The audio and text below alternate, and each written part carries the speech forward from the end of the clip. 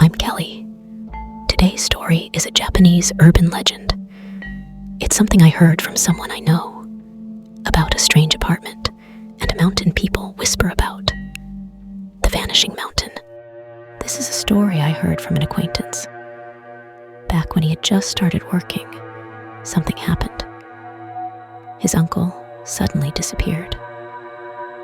One day, his uncle failed to show up for work.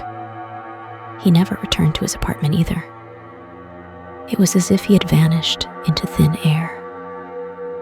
The family filed a missing person report, but since he was an adult, already middle-aged, the police didn't seem very motivated to investigate. The family kept paying the apartment rent for months, but after half a year with no sign of him, they finally decided it was a waste of money and chose to end the lease. My acquaintance and his younger brother lived closer than the other relatives, so the family asked them to clean out the apartment. We were the most convenient choice. He told me. And honestly, we didn't mind since they promised us some pocket money. They picked a day in late March. Although spring was near, the air was still biting cold.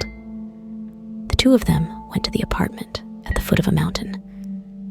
To be precise, the building stood at the edge of the mountain slope.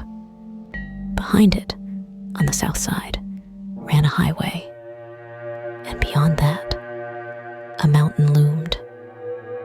Because the mountain blocked sunlight from the south side, and traffic noise from the highway was constant, the rent was unusually cheap.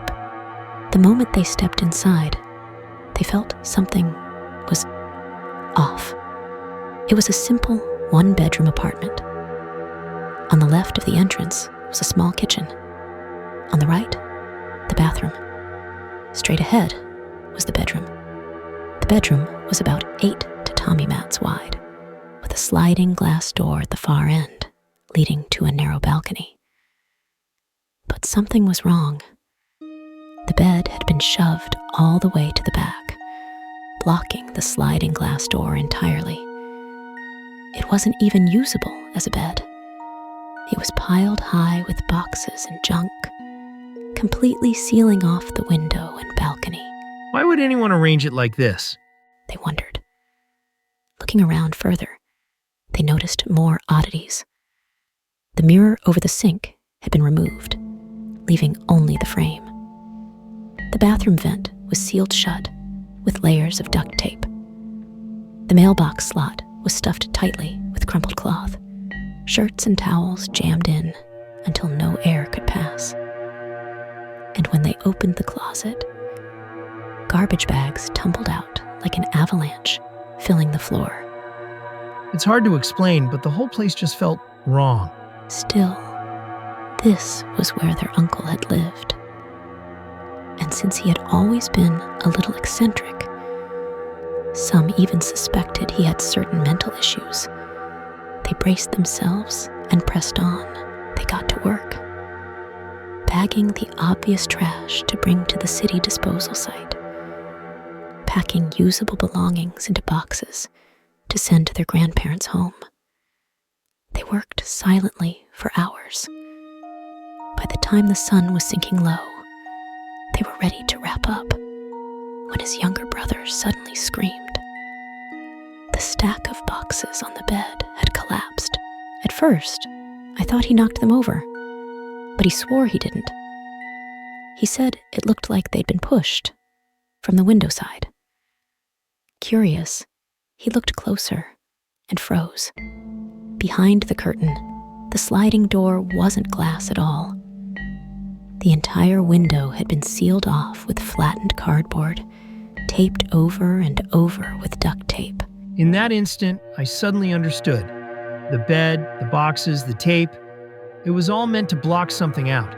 For some reason, I just knew. From the fallen pile of boxes, his brother pulled out a smartphone. It was dead, but luckily, he carried a portable charger. He plugged it in and turned it on. As soon as it booted, new messages started pouring in, dozens of them.